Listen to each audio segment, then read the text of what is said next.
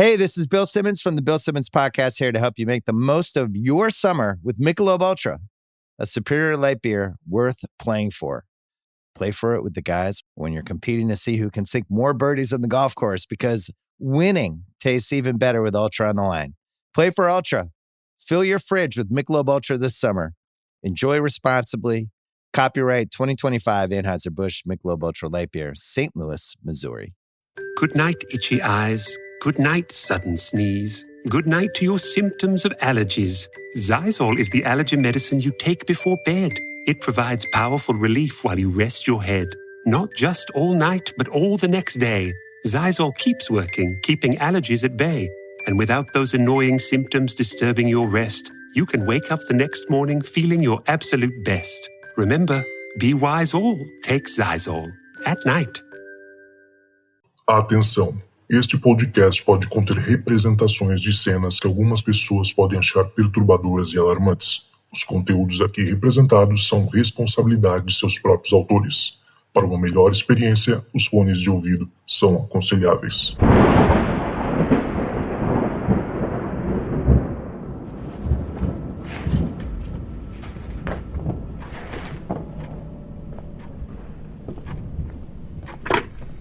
Olá, esta é a caixa de mensagens do Relatos do Além. Você tem 4 novas mensagens. Fala, Zoucas! Tudo bem? Meu nome é Robson Faustino, moro aqui no Japão.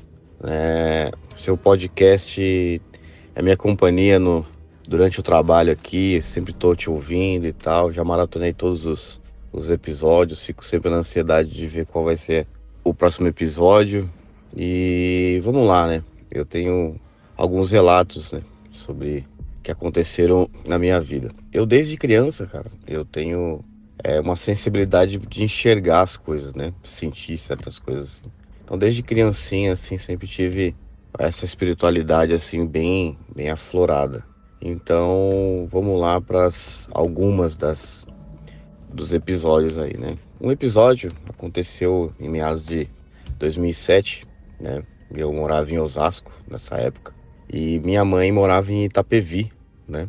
E esse trajeto de Osasco a Itapevi dá mais ou menos uns 40 quilômetros, 45 quilômetros, né?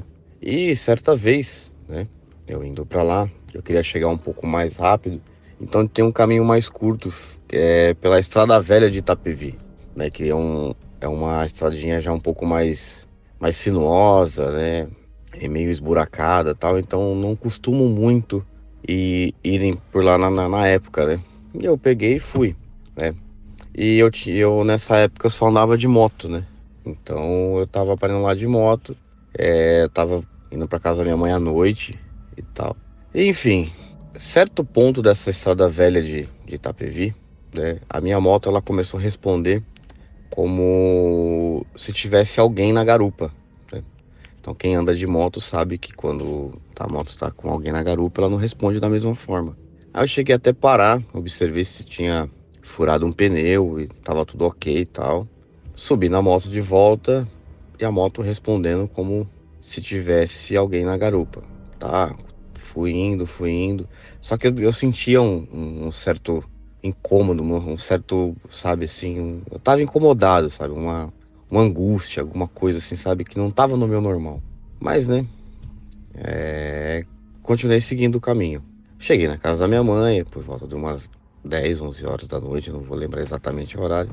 E no claro ali, né, da garagem e tal, olhei se a moto não tinha enroscado nada na roda, se o pneu tava bem, a moto tava normalzinha. No dia seguinte, voltando pra casa e tal, a moto normal, né, simplesmente respondendo como deveria ser, né. Posteriormente, dias depois, estou eu indo novamente pra casa da minha mãe, mais ou menos por volta do mesmo horário, que eu saía do trabalho e ia pra casa da minha mãe. E mais ou menos no mesmo ponto que a moto começou a responder como novamente, a moto parecia que tinha alguém na garupa. E tal, e isso, aquilo, outro, e eu incomodado, novamente aquela sensação, e eu sem entender e tal, né? Voltando no dia seguinte, não sei que me deu um estalo, assim, um sexto sentido. Aquela coisa, tipo assim, para onde aonde a moto começa a responder diferente, né? Aí voltando de dia, né, quando eu parei, assim, tentei dar uma observada em volta se tinha alguma coisa diferente e tal, uma energia diferente. Realmente tinha aquelas marcações com umas cruzes, sabe? Onde teve acidente, sempre fala que aquelas coisas de estrada de Brasil, né? Sempre tem aquela cruzinha, que ali sempre tem, onde tem uma cruzinha tem uma história, né?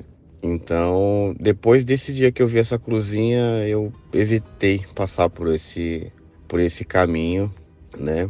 À noite, principalmente, já para não ter que ficar dando carona para ninguém. Esse é um dos relatos, né? E o segundo relato já foi aqui no Japão, né? Eu trabalhava numa fábrica que eles faziam casa pré-montada, né? Então, era uma empresa enorme, tinha vários funcionários. E o setor que eu trabalhava era de separação de peças, né? Então, era um galpão bem grande, assim e tal. E no fundo desse galpão tinha o setor das soldas robóticas, né? E não tinha saída pro lado de trás desse setor, só a saída pela parte da frente, não tinha saída no fundo. Aí certa vez, eu fazendo horas dessas até um pouco mais tarde, porque aqui no Japão tem o sistema chamado de Nikotai, né? Que aí você trabalha uma semana de dia e uma semana de noite. Uma semana de dia e uma semana de noite. Numa desses termos que eu estava trabalhando à noite, né? Eu vi lá no fundo, tinha uma pessoa de pé, de costa no canto da parede, parecia que tava urinando, assim, sabe? Eu pensei comigo, nossa, né, o cara tá fazendo as necessidades dele ali na caruda mesmo, não vai dar problema, né? Porque Japão aqui é tudo muito certinho, tudo muito tal. E tudo bem, eu vi essa pessoa de pé lá, aí eu até pensei comigo, na hora que ela passar aqui, né, que ela teria que ir pra ir embora, ou pra sair do setor, teria que passar por mim, porque era a parte onde eu trabalhava, né? E eu esperei essa pessoa vir e essa pessoa não veio, né? Aí já fiquei meio encucado, né? Já sabendo que eu já vi as coisas e tal. Aí eu comentei com o meu encarregado. Falei, ô, tinha um cara lá no canto, assim, assim, assado. Aí, cara? Que cara? Não, mas não tinha. Não, lá não tinha ninguém hoje. Esse horário aqui, esse setor aqui não tá funcionando. Falei, como não, cara? O cara tá lá no fundo, lá. Não tem ninguém lá no fundo, né? Aí, começaram a fazer chacota de mim, né? O cara tá enxergando coisa demais. Aí um cara mais antigo da fábrica, né, falou, olha, vocês não brincam não, porque teve um cara que trabalhava aqui, que a vida do cara era trabalhar aqui. Tirava isso aqui do cara, o cara não tinha mais vida. Então o cara era o primeiro a chegar e o último a ir embora. E certa ocasião, né, um colega dele, que trabalhava com ele assim e tal, depois que ele faleceu, viu ele aqui. É tanto que o cara pediu a conta no dia seguinte, saiu correndo dentro do setor e não quis mais trabalhar aqui. Aí todo mundo ficou meio assim, né, achando que era brincadeira. Aí tá, passou. Aí certa ocasião, tô lá novamente e tal, eu vejo aquela mesma pessoa passando, olhou pra mim fixamente e, pelo incrível que pareça, falou bom dia em japonês, né? E era de madrugada, já era umas 4, 5 da manhã. Ele passou assim, falou, aquela mesma pessoa, foi para um canto e simplesmente desapareceu, sabe? Então eu fiquei meio assustado, meio calado, aquele sentimento esquisito e tal.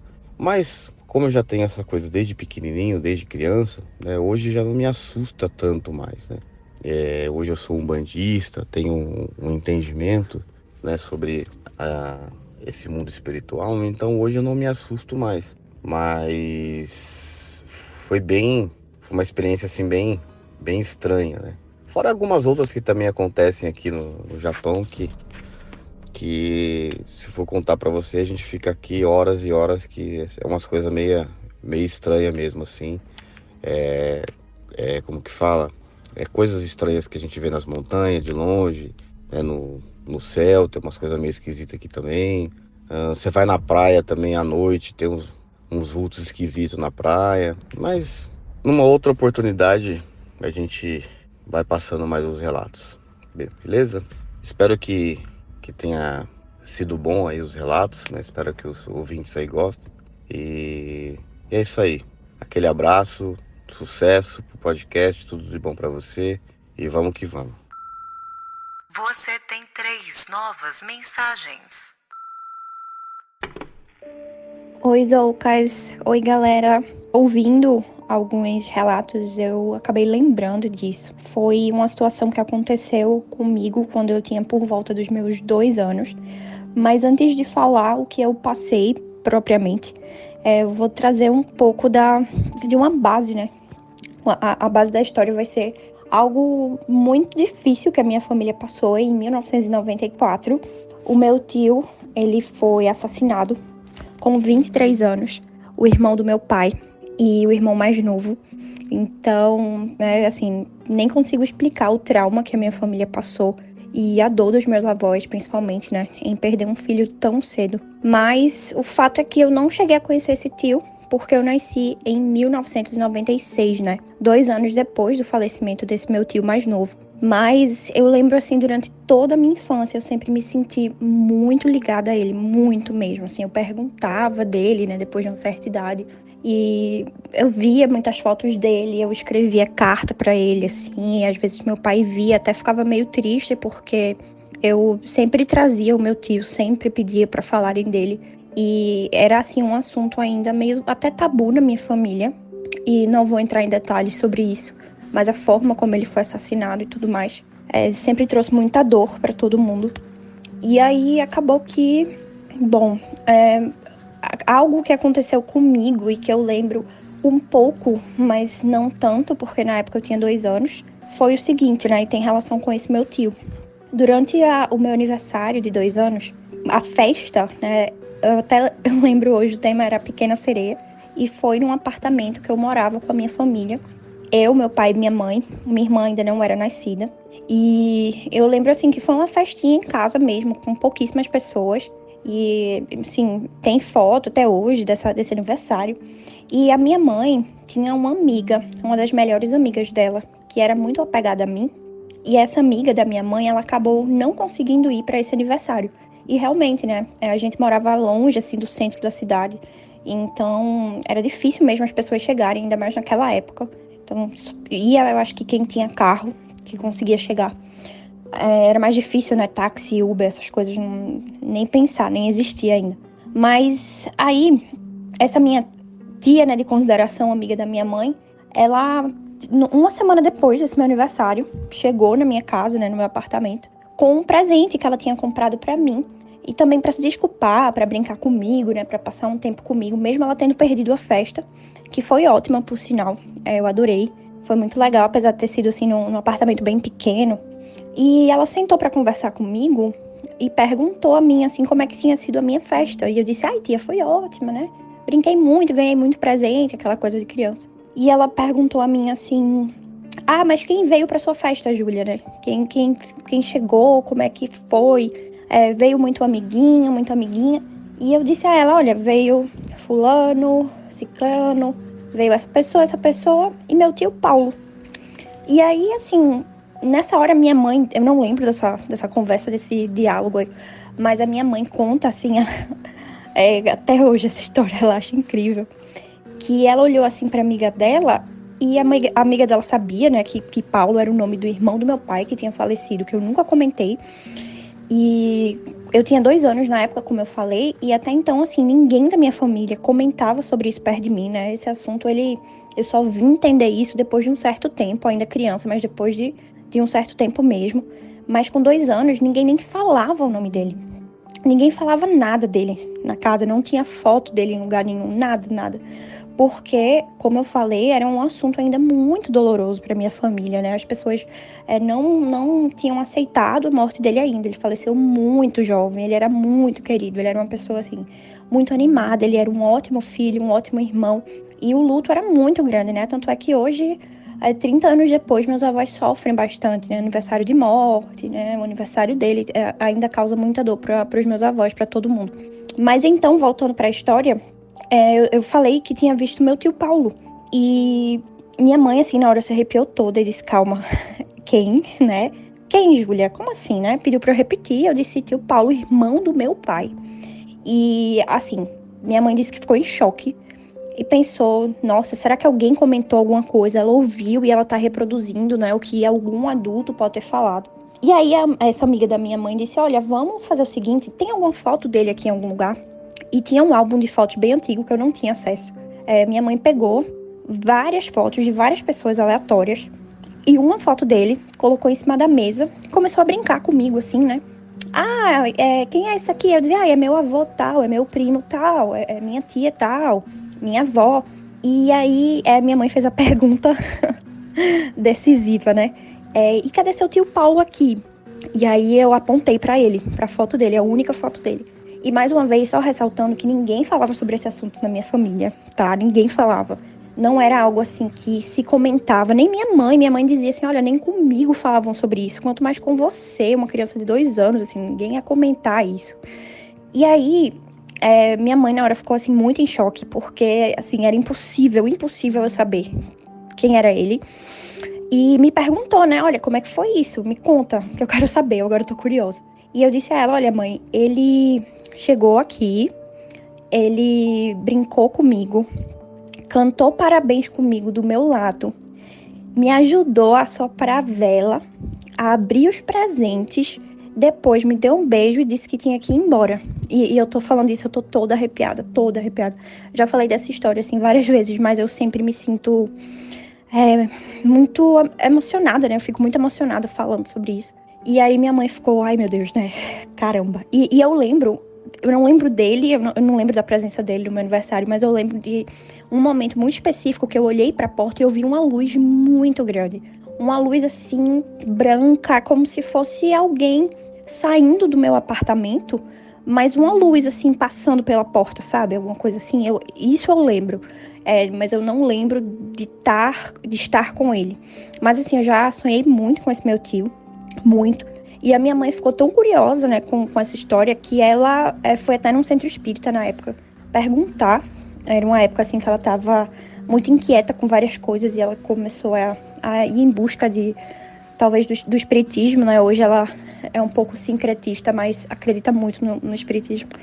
E disseram a ela que foi o seguinte, que quando meu tio desencarnou em 94, eu estava no processo na verdade, quando ele faleceu, né? Quando ele desencarnou, eu estava no processo de encarnar. Já que eu nasci em 96, eu já estava me preparando para vir, né, para essa família, como Júlia, da forma que eu sou, que eu estou aqui hoje. E a gente se encontrou no mundo espiritual e a gente tem uma ligação mesmo e que eu conversei com ele, ou enfim, a gente pode ter se ajudado mutuamente, né, como espíritos, mas que por isso que eu me sentia tão ligada a ele e que ele continuava aparecendo para mim, que continuava me dando uma força aqui, me visitando, né, da forma que ele podia, como espírito. E, assim, realmente eu me sinto muito ligada a ele. Em várias outras situações eu senti a presença dele. E a minha irmã, por exemplo, ela não tem essa curiosidade com meu tio, ela nem fala, assim, ela não sabe nada dele. Eu que fui atrás das coisas, eu que sempre perguntei a todo mundo. E um fato, assim, importante sobre ele é que, apesar dele ter sido assassinado, ele aceitou a morte, assim, ele seguiu, porque como ele morreu com um tiro, esse tiro foi direto no coração dele, um tiro que uma pessoa atirou de costas e conseguiu pegar no coração dele, então, nossa, imagina, né, as chances disso acontecer. E, assim, a minha família, na época, meus avós paternos, né, muito tristes, queriam entender por que, né, ele tinha morrido, né, tão jovem, aquela coisa toda. Inclusive até procuraram um centro espírita da cidade deles também e receberam uma mensagem psicografada desse meu tio. E a mensagem, assim, eu vou compartilhar também com vocês porque eu achei ela muito forte. Dizendo para os meus avós que eles não tivessem raiva, que eles perdoassem essas pessoas. Ele escreveu assim, usou uma palavra muito específica, era perdoar essas pessoas perdidas, assim, tá? Essas pessoas que não tinham noção daquilo que elas estavam fazendo. E que assim que ele recebeu, assim que ele sentiu o tiro, que a bala entrou no coração dele, ele sabia porque aquilo estava acontecendo com ele, que não foi por acaso. E que por mais que a gente não entenda, né, o motivo das coisas e por que as coisas acontecem, mas elas têm algum propósito, né, de ser. E que meus avós aceitassem que ele tinha sido recebido no plano espiritual pelo avô dele e que ele estava bem. Esse avô tinha falecido poucos anos antes dele nascer, né, no caso meu bisavô, que eu também não conheci. E que ele disse assim pro meu avô, que meu avô, ele sofria muito, muito, né? Minha avó também, lógico, mas meu avô, nossa, ele ficou muito depressivo. Ele disse pro meu avô que era melhor o meu avô ser pai de, né, ter um filho assassinado do que ter um filho assassino. Que meu avô pensasse assim. E, nossa, é muito, muito forte essa história, né? E aí, bom, só pediu para que meus avós perdoassem e que seguissem. E tinha muito detalhe, assim, nessa carta psicografada dele, que os médiums, obviamente, não sabiam o apelido, não sabiam muita coisa que ele relatou. Depois eu li, eu tive acesso a essa carta e é realmente muito bonita, assim. Mas é isso, lembrei dessa história e achei interessante trazer, porque realmente é algo, assim, que me marcou muito. Obrigada, Zoucas. Obrigada, pessoal. Um beijo e até a próxima. It's back to school season and Clorox is donating 2 million disinfecting wipes to classrooms across America. Because back to school means things can get a little bit messy. Just ask kindergarten teacher Miss Gibson.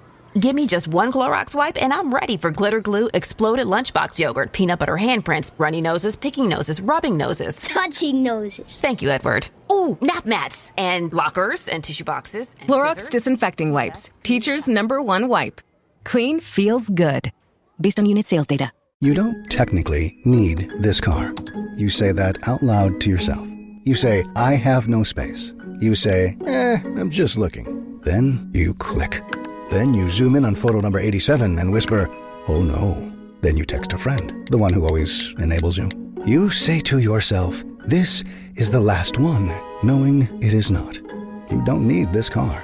But maybe, just maybe, this car needs you. Bring a trailer. It's never just a car. Você tem 2 novas mensagens. Oi, Zoucas, tudo bem? Oi, galera que tá ouvindo Relatos do Além. Meu nome é Alaísa, eu sou do interior do Amazonas, mas atualmente eu tô morando aqui em Diadema, no ABC Paulista.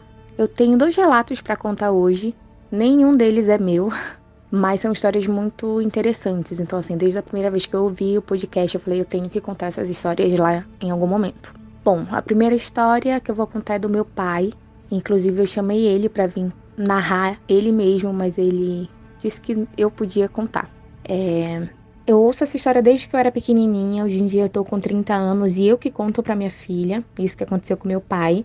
O meu pai, hoje ele tá com 60 e pouquinhos anos. E isso aconteceu quando ele tinha 9 ou 10 anos de idade, por aí. O meu pai, ele é do interior do Amazonas também. E ele mora ainda nesse município até hoje.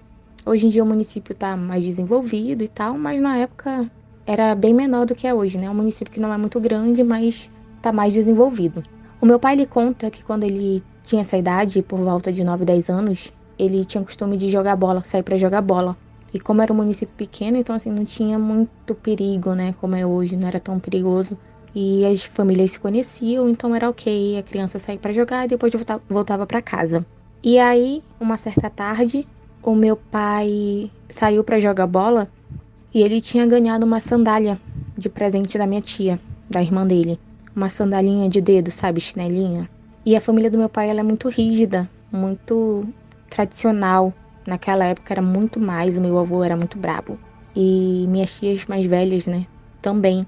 E quando minha tia deu essa sandalinha pro meu pai, ela falou que era pra ele ter cuidado, porque se ele perdesse, ele ia apanhar. Naquela época era comum as crianças serem castigadas apanhando, né? E aí tá, meu pai ganhou a sandália, saiu pra ir jogar bola no campo, brincou a tarde inteira. E quando foi no finalzinho da tarde, comecinho de noite, que ele foi pra casa, no meio do caminho ele esqueceu a sandália que ele tinha ganhado da minha tia.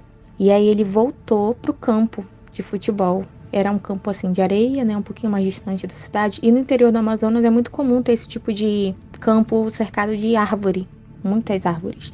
E quando ele voltou, ele não sabe dizer se ele pegou a sandália e voltou, ou se ele chegou no campo para pegar a sandália, mas ele viu um negrinho no meio do campo, cercado de urubus. Um negrinho de uma perna só pulando. Ou seja, meu pai viu o Saci Pererê quando ele tinha 9, 10 anos. E assim, ele conta isso com tanta convicção que não resta nenhuma dúvida de que ele realmente viu, né? Quando eu era menorzinha, eu costumava questionar, tipo, será que o senhor viu mesmo, pai? Será que não era imaginação de criança? E ele falava que não, que ele viu o negrinho pulando numa perna só, com um cachimbo na boca, cercado de urubu, rodeado de urubus no meio do campo.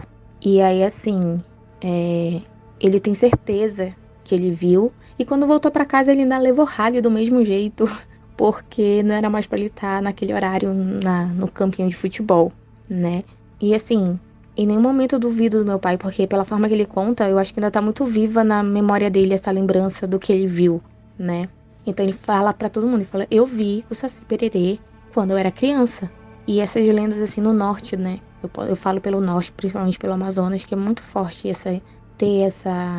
acreditar nessas lendas, né? Nesse folclore. Inclusive a minha avó, quando era viva, ela contava muita história pra gente de aparição, assim, de assombração. Infelizmente ela não tá mais aqui. Minhas tias também, por parte de pai, contam muito, mas a gente não tem muito contato, né? Pela distância, assim, então pelo celular a gente não se fala muito. Mas elas também têm muitos relatos pra contar.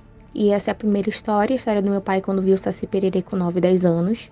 E o segundo relato aconteceu quando eu já tinha, acho que por volta de 13, 14 anos. Aconteceu no conjunto habitacional que eu morava, lá em Manaus.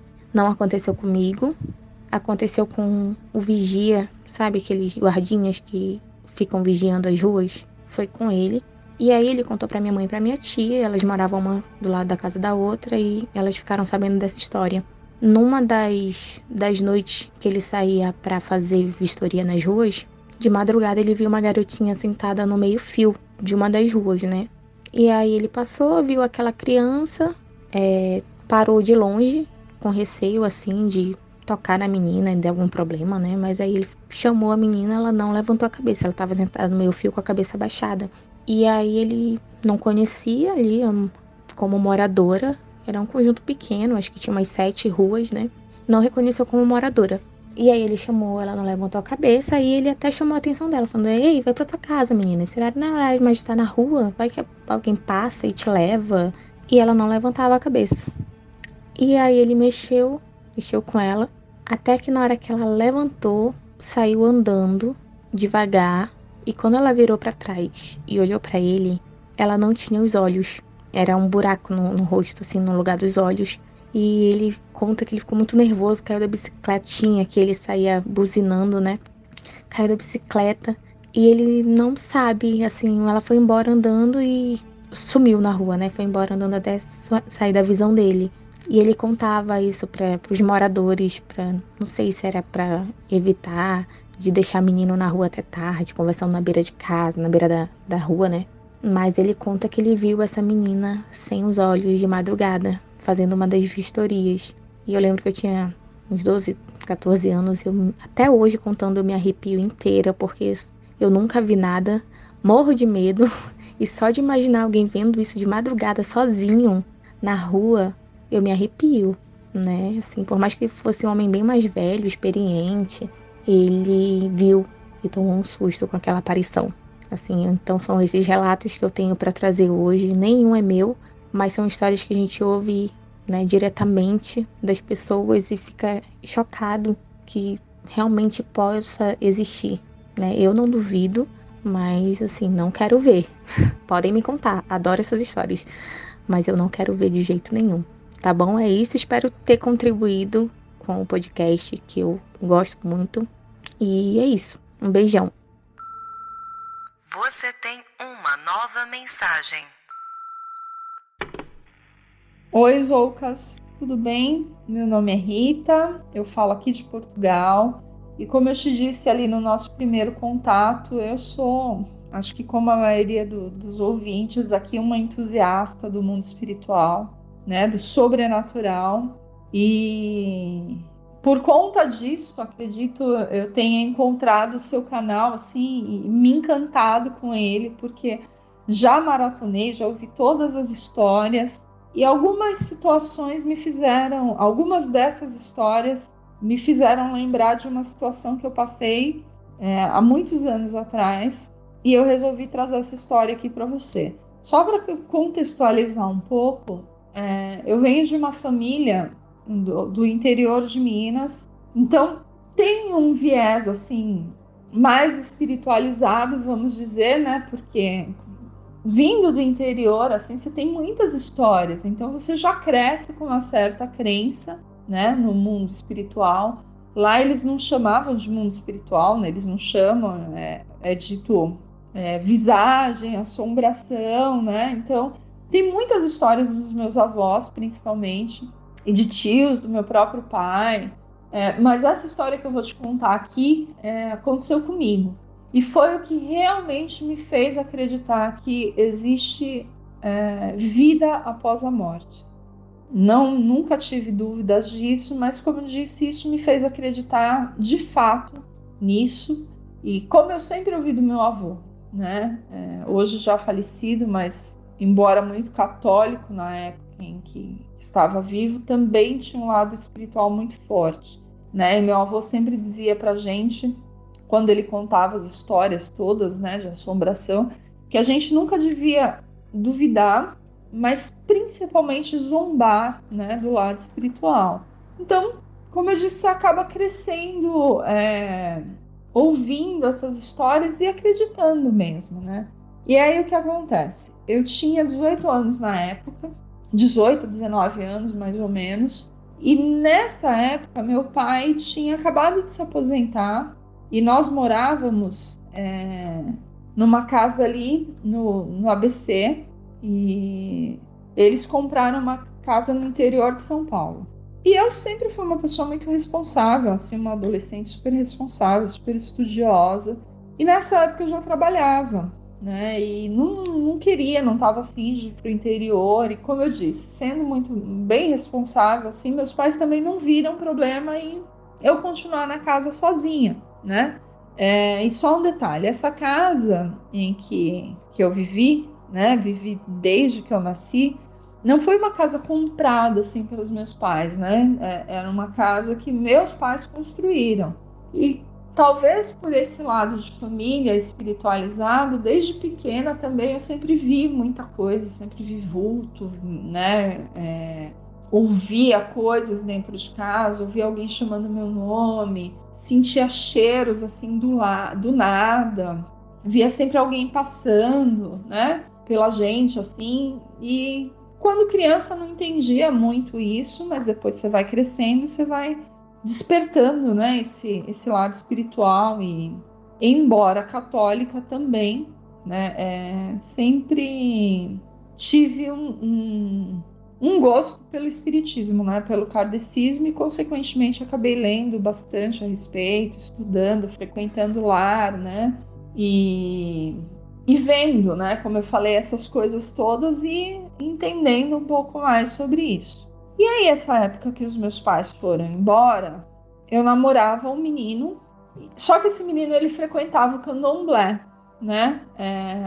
Não tem muito a ver, mas tem, porque a gente sabe que a gente aprende isso dentro do kardecismo, né? Que tem ambientes que não são muito bacanas, assim, para você frequentar, né? E tem sempre algumas situações em que você pode atrair tanto espíritos obsessores, né, espíritos com vícios, né, que partiram desta vida aqui, com vícios ainda, com um apego, né? Muitos não entendem que já morreram e continuam vagando, enfim. E eu sempre dizia para esse menino, né, que ele frequentava lugares que não eram muito legais, assim. Não é que não eram legais, mas todo final de sábado, assim, ele ia bater uma bola, né? Aliás, toda manhã de sábado ele ia jogar bola com uns amigos dele. E depois sempre paravam no bar, assim, para tomar uma cerveja. E eu comecei a notar que ele chegava em casa depois do futebol, né? E alguns finais de semana a gente acabava brigando. A gente nunca foi de brigar, né? A gente sempre teve uma relação legal, assim, mas em dado momento a gente começou a brigar. E eu comecei a notar que era sempre depois que ele chegava do futebol.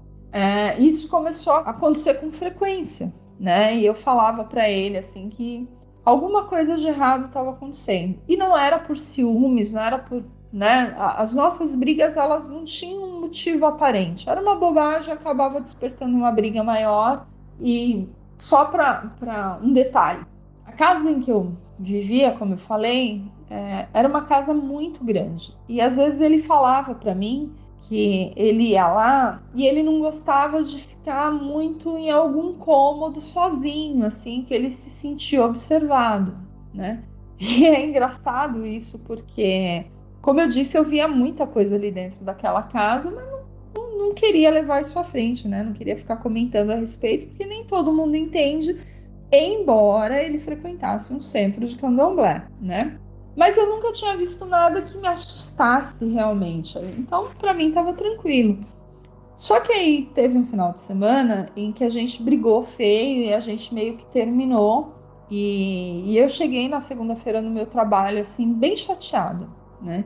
E aí uma menina que trabalhava comigo, ela virou para mim e falou: olha, eu sei que você frequenta uma casa espírita, tudo, mas a casa que eu frequento de quarta-feira, se tiver alguma coisa, né, embora seja uma casa também, né, que eles chamada de mesa branca, né, se tiver alguma coisa, se foi feito alguma coisa para vocês terminarem, para vocês brigarem, tudo, né, vai ser dito nessa casa, né, eu confio muito lá, então você não quer ir lá, né, para tomar um passe, né, para tentar buscar alguma coisa, né, alguma orientação sobre isso.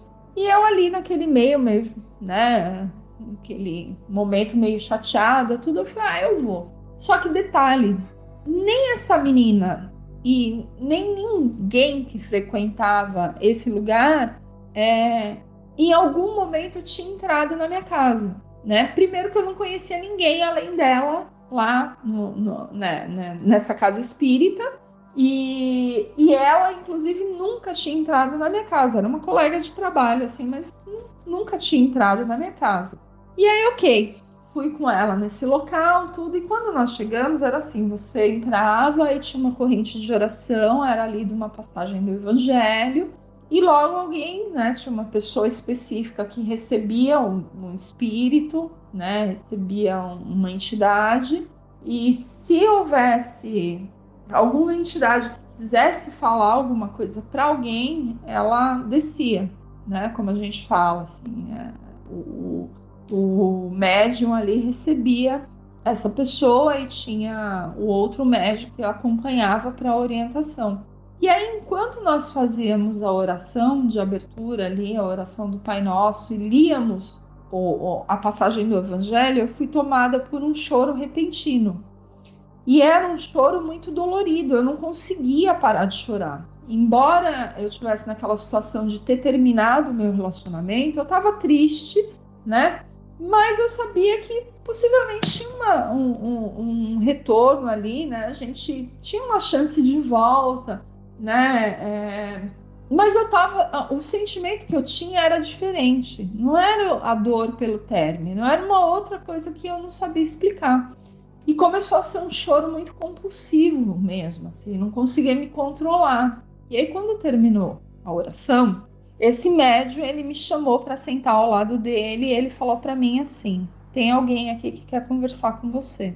Zoucas, veio um espírito para esse médium e ele começou a conversar comigo e falar assim, que ele me conhecia desde que eu era muito pequena, né? Nós morávamos nesse bairro desde sempre, e ele me via passando na rua com a minha mãe desde muito pequena, e ele tinha uma adoração assim por mim, né? Não era uma adoração, mas ele me viu crescer, né? Me viu me desenvolver e me tornar uma menina responsável, né? Eu não era uma menina de bagunça, tudo.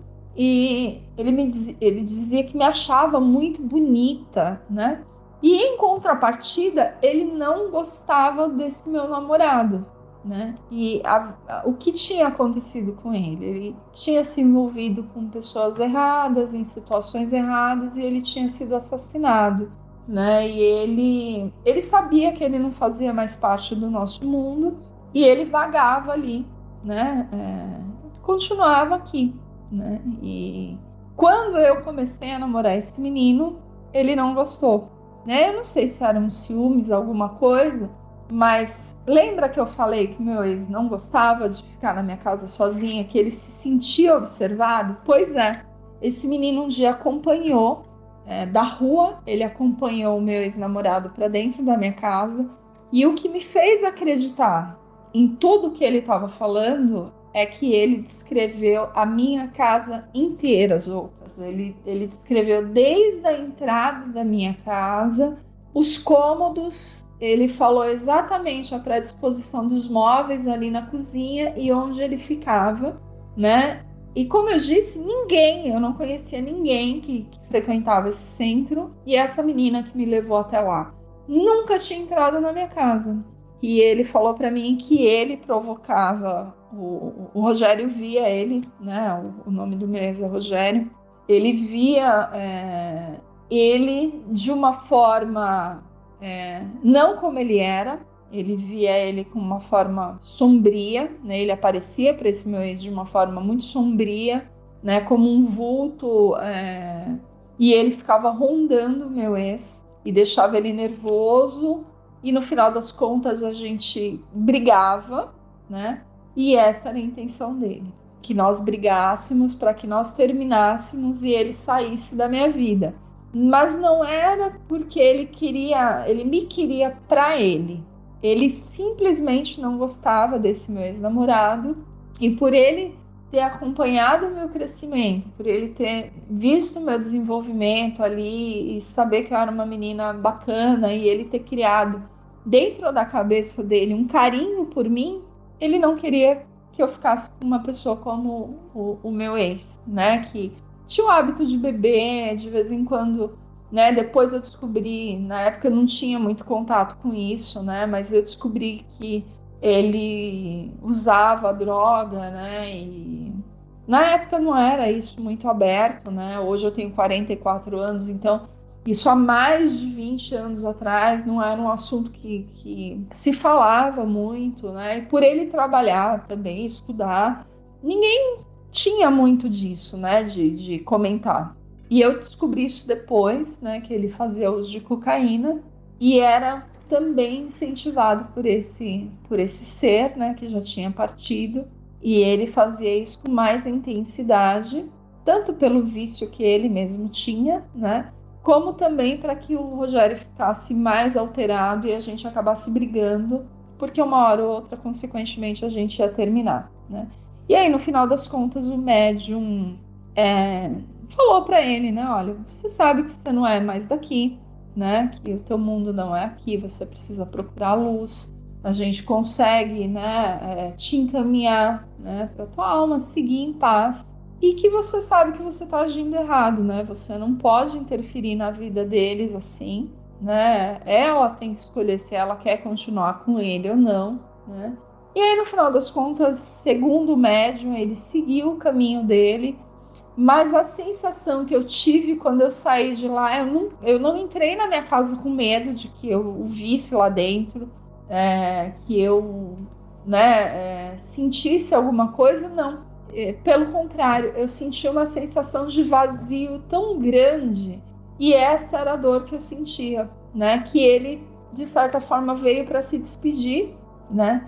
E eu não tinha mais, entre aspas, aquela proteção dentro da minha casa, né? E ele foi embora. Eu espero que ele tenha realmente seguido para a luz, tenha tido descanso dele, né? Porque era, de fato, uma alma muito sofredora e sofrida, né? Uma alma muito sofrida, tanto pela forma de vida que ele teve, quanto a própria passagem, né? Tendo sido assassinado e continuado aqui, né? Perambulando por aqui. Então ele não tinha uma alma sossegada ali, né? Não era um espírito que estava em paz.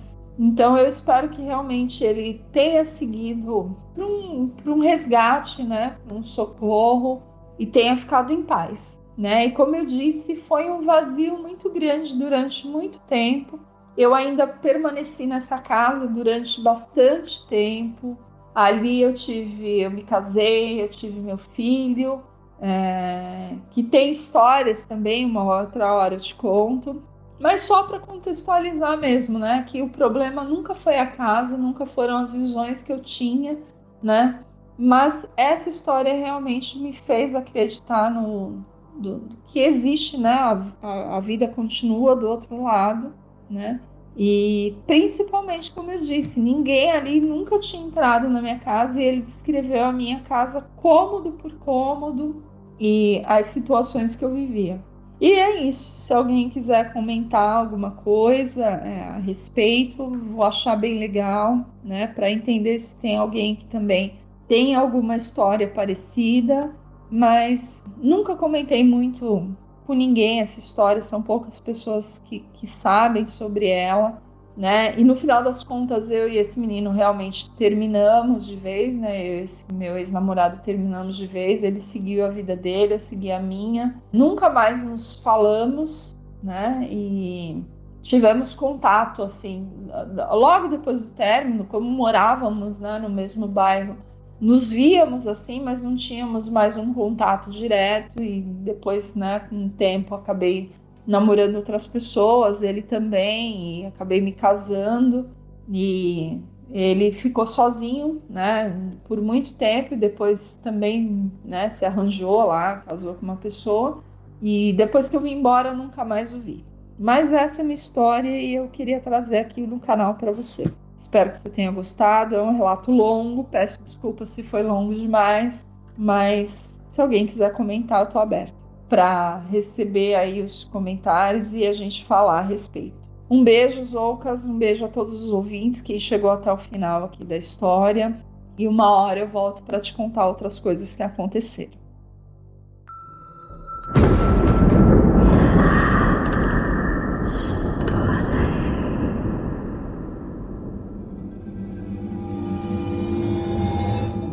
Galera, chegamos ao final de mais um Relatos dos Ouvintes aqui no Relatos do Além. Obrigado a todo mundo que participou e você que ouviu até aqui. Valeu demais. Gente, vou ser bem rapidinho dessa vez. Entra lá no nosso grupo. O nosso grupo tá bombando. Várias histórias incríveis. Além de ter acesso à pasta mais sinistra da podosfera brasileira, que é a nossa pasta secreta, contando todos os relatos que você ainda vai ver aqui no programa. Então, você sabe, para participar é muito fácil, www.apoia.se/Relatos do Além, tudo junto e sem acento, ou clica aqui no link da descrição. E também, para você mandar um relato para mim, é muito fácil, tem o telefone aí na descrição também, mas se você quiser anotar, escreve aí +1 647 830 0422. É bom lembrar, você que tá chegando agora, +1 é o código de fora do Brasil, tá? Do Canadá, onde eu moro. Então, quer mandar? Adiciona aí no seu WhatsApp, conversa comigo. Se tiver coisa legal pra conversar, a gente tá sempre aberto, né? A conversa boa, tá? E aí você manda um oi lá pra mim, falar como é que eu faço pra mandar o relato. Eu vou te mandar um áudiozinho e um resuminho assim, bem simples, tá? Pra você saber. É isso, vou ficando por aqui e se tocar o telefone, não tenha medo. O Além pode estar esperando do outro lado da linha.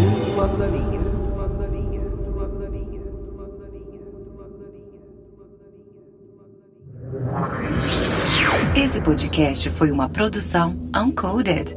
Acesse uncodedprod.com para saber mais.